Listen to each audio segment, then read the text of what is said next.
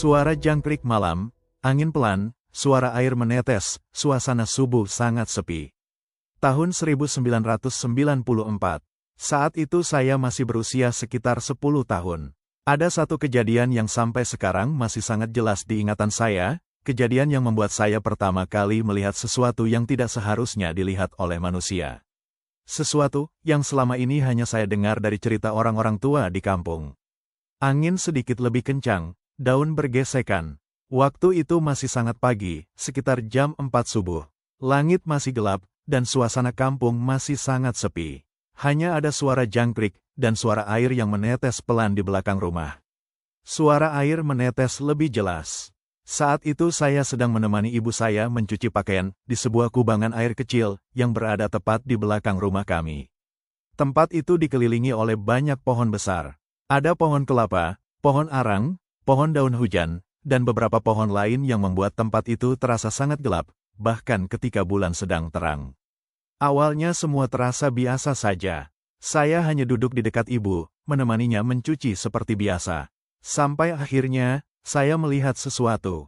Suara angin berhenti sejenak. Sekitar 15 meter dari tempat kami berdiri, di bawah sebuah pohon kelapa yang sedikit miring, berdiri seorang wanita. Dia memakai gaun putih panjang, rambutnya sangat panjang, menutupi hampir seluruh punggungnya.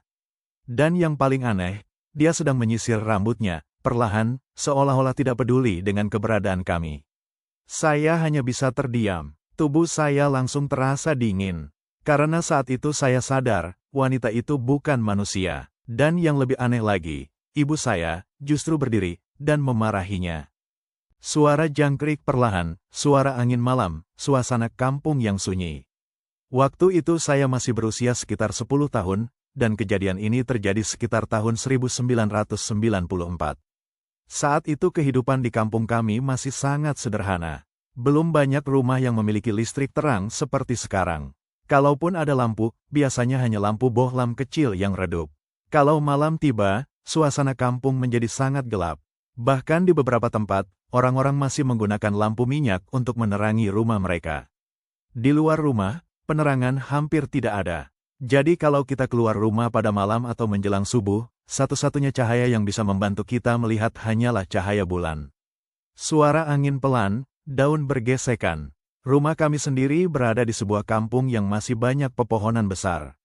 Di sekitar rumah, masih banyak kebun, pohon kelapa, dan pohon-pohon tua yang sudah ada sejak lama. Suasananya memang terasa sangat alami, tetapi di saat yang sama juga terasa cukup menyeramkan ketika malam hari. Terutama menjelang waktu subuh, karena pada jam-jam seperti itu, kampung biasanya masih benar-benar sunyi. Hampir semua orang masih tertidur. Tidak ada suara kendaraan, tidak ada aktivitas manusia, hanya suara serangga malam, dan kadang suara angin yang melewati pepohonan. Suara air mendidih pelan di dapur. Di rumah kami, ada satu orang yang hampir selalu bangun lebih awal dari siapapun. Yaitu ibu saya. Ibu saya adalah tipe orang yang sangat rajin. Setiap hari, bahkan sebelum azan subuh berkumandang, beliau sudah bangun dari tidurnya. Hal pertama yang biasanya beliau lakukan adalah pergi ke dapur. Beliau akan menyalakan tungku, lalu memasak air untuk kebutuhan pagi hari. Setelah itu, barulah beliau mulai mencuci pakaian. Di zaman itu, mencuci pakaian bukanlah pekerjaan yang mudah seperti sekarang. Belum ada mesin cuci, semua pakaian dicuci dengan tangan. Biasanya orang-orang di kampung mencuci di sungai atau di kali kecil yang airnya mengalir. Tetapi di belakang rumah kami, ada sebuah tempat kecil yang selalu digunakan ibu saya untuk mencuci. Tempat itu adalah sebuah kubangan air kecil, yang airnya sangat jernih, seperti mata air alami. Dan hampir setiap pagi, di tempat itulah ibu saya mencuci pakaian. Tanpa pernah absen, di belakang rumah kami, ada sebuah tempat yang hampir setiap hari digunakan ibu saya untuk mencuci pakaian. Tempat itu bukan sungai, dan juga bukan sumur, melainkan sebuah kubangan air kecil, yang terbentuk secara alami. Ukurannya tidak terlalu besar, kira-kira hanya sekitar 1 meter persegi, dan kedalamannya sekitar 1 meter. Namun yang membuat tempat itu istimewa, airnya sangat jernih. Bahkan lebih jernih dari air sungai. Airnya terlihat seperti mata air yang muncul dari dalam tanah. Karena itulah, ibu saya lebih sering mencuci di sana daripada pergi ke sungai. Kalau siang hari, tempat itu sebenarnya terlihat biasa saja. Airnya tenang, dan suasananya cukup nyaman. Namun ketika masih sangat pagi, terutama sekitar jam 4 subuh, suasananya berubah menjadi sangat berbeda. Tempat itu terasa jauh lebih gelap dan jauh lebih sunyi. Karena di sekitar kubangan itu, tumbuh banyak pohon besar.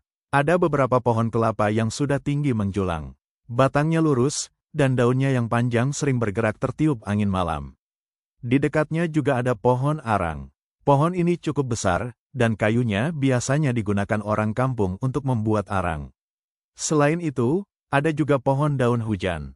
Pohon ini memiliki bunga berwarna ungu, yang bentuknya seperti rentetan buah anggur. Biasanya daun dan bunganya sering digunakan warga untuk pakan ternak. Tidak jauh dari situ, tumbuh juga pohon waru.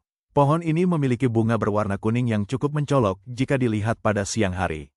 Namun pada malam hari, yang terlihat hanya bayangan batang dan rantingnya yang gelap.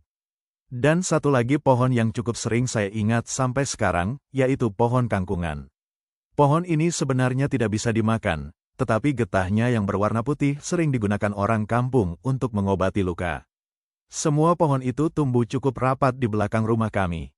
Karena itulah, meskipun ada cahaya bulan, tempat itu tetap terasa sangat gelap.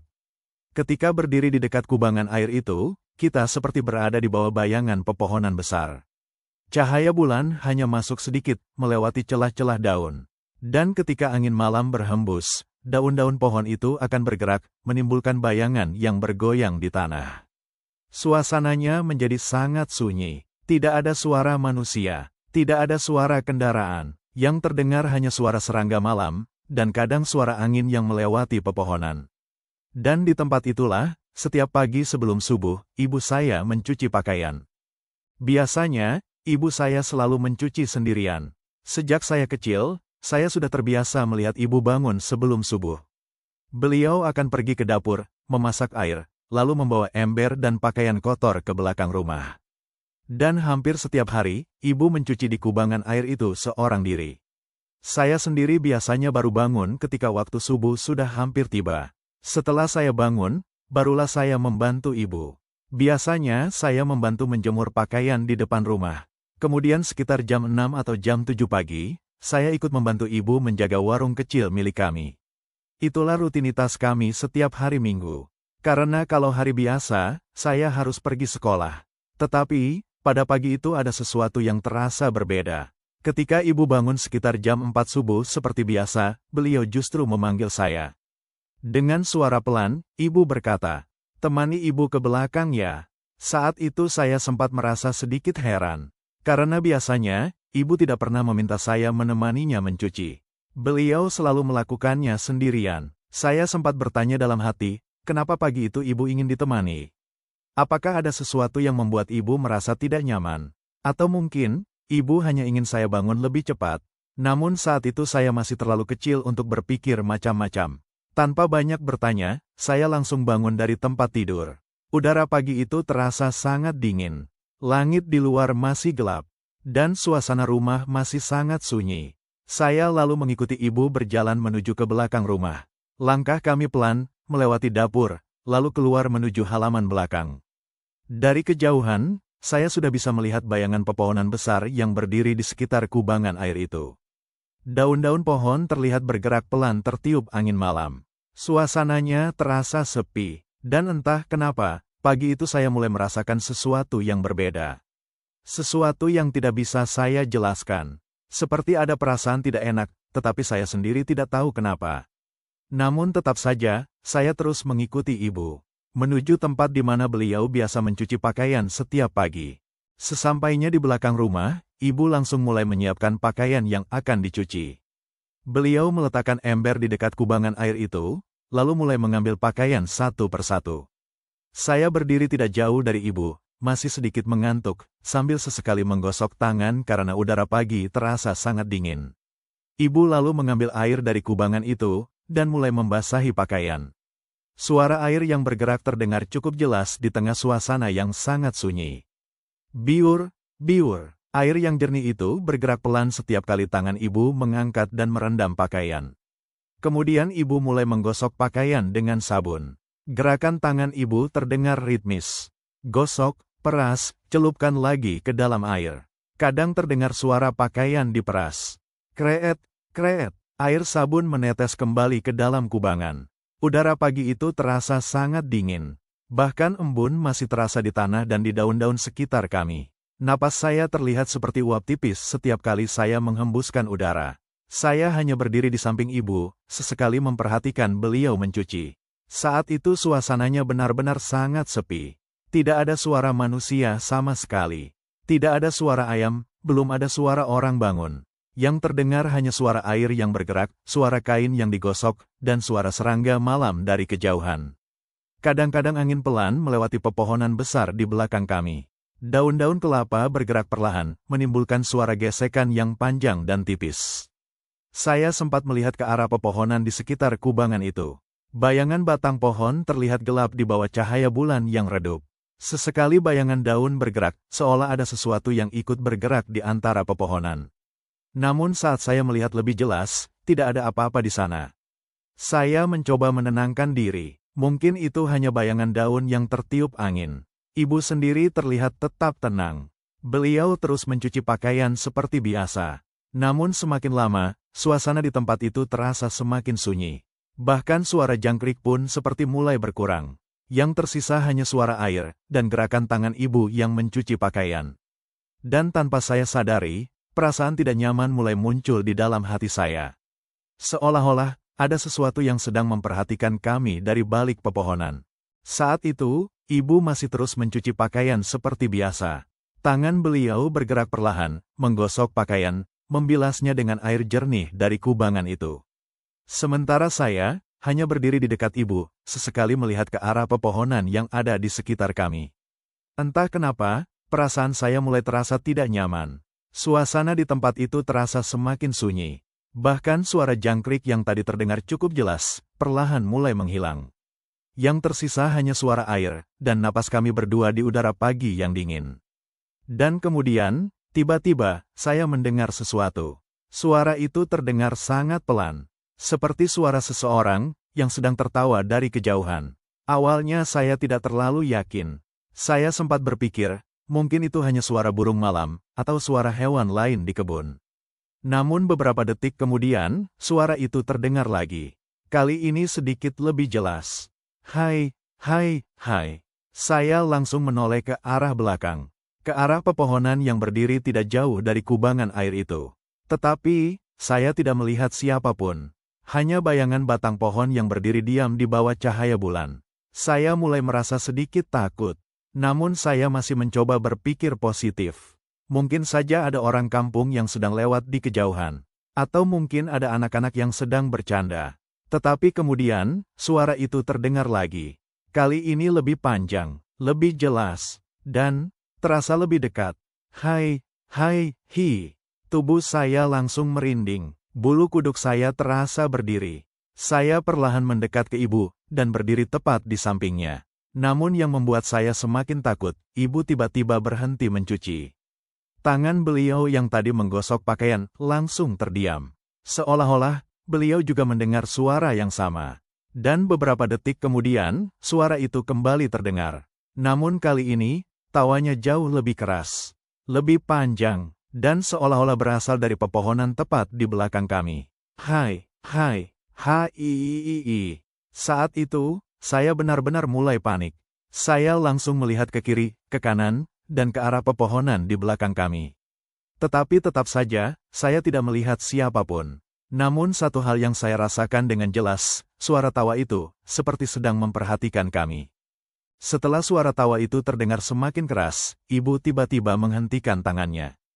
Pakaian yang tadi sedang beliau gosok, perlahan diletakkan kembali ke dalam ember. Suasana menjadi sangat hening. Saya berdiri di samping ibu, tanpa berani bergerak sedikit pun. Lalu ibu perlahan mengangkat kepalanya, dan melihat ke arah pepohonan di belakang kami. Beberapa detik beliau hanya diam, seolah sedang memastikan sesuatu. Kemudian, dengan suara yang cukup tegas, ibu berkata, "Hei, diam, jangan ganggu." Saya langsung terkejut mendengarnya. Jantung saya langsung berdegup lebih cepat. Saya menoleh ke arah ibu. Namun ibu tetap menatap ke arah pepohonan, seolah-olah sedang berbicara kepada seseorang. Saya pun langsung melihat ke kiri, lalu ke kanan, dan ke arah belakang kami. Tetapi, tidak ada siapapun di sana. Hanya pohon-pohon besar yang berdiri diam dalam gelap.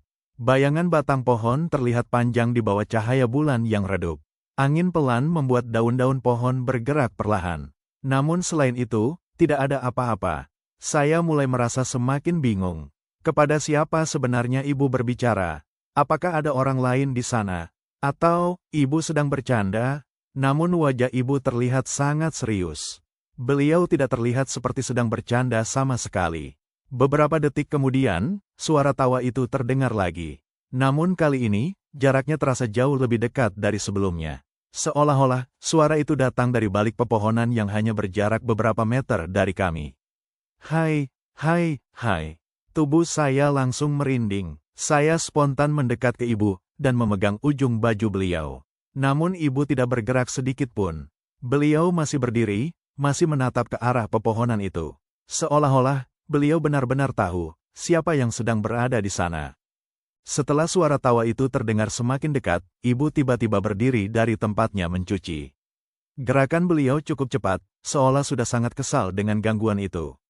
Pakaian yang tadi ada di tangannya langsung diletakkan kembali ke dalam ember. Lalu ibu melangkah sedikit ke depan, dan menatap lurus ke arah pepohonan yang berada di belakang kami.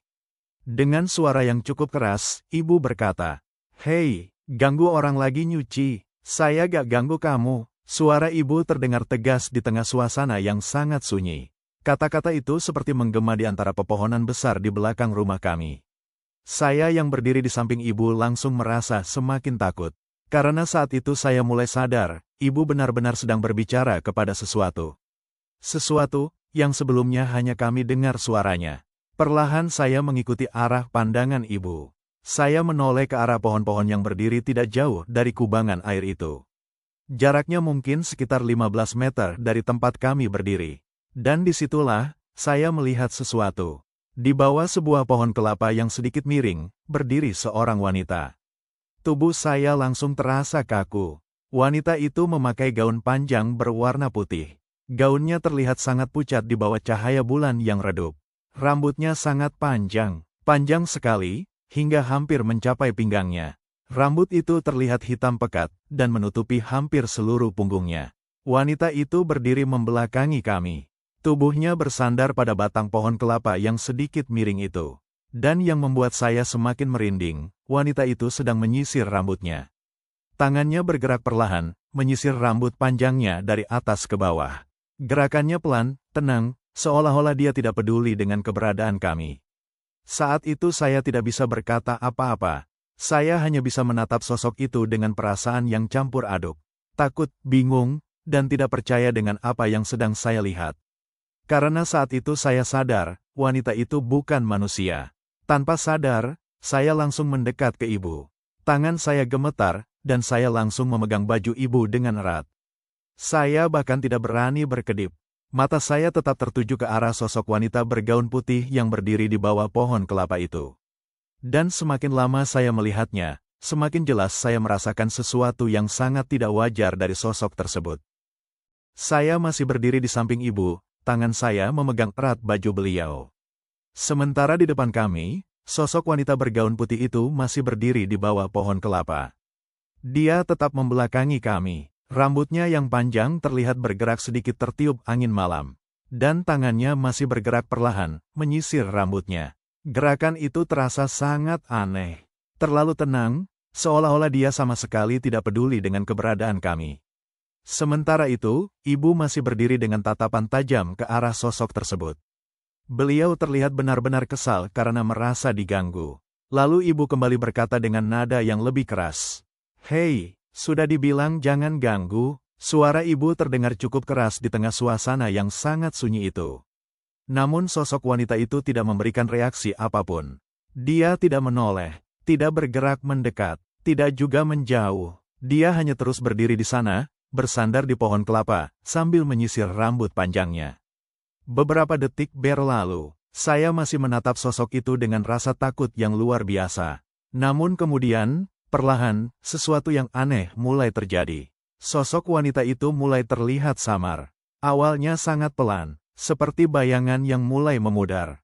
Rambutnya yang panjang mulai terlihat semakin tipis, gaun putihnya juga perlahan kehilangan bentuknya. Dan dalam beberapa detik, sosok itu mulai menghilang sedikit demi sedikit. Saya masih menatap ke arah pohon kelapa itu, tidak percaya dengan apa yang sedang terjadi. Sampai akhirnya, sosok wanita bergaun putih itu benar-benar menghilang. Tidak ada siapapun lagi di bawah pohon kelapa tersebut. Hanya batang pohon, dan bayangan daun yang bergerak pelan tertiup angin. Beberapa saat setelah sosok itu hilang, tiba-tiba terdengar suara dari kejauhan.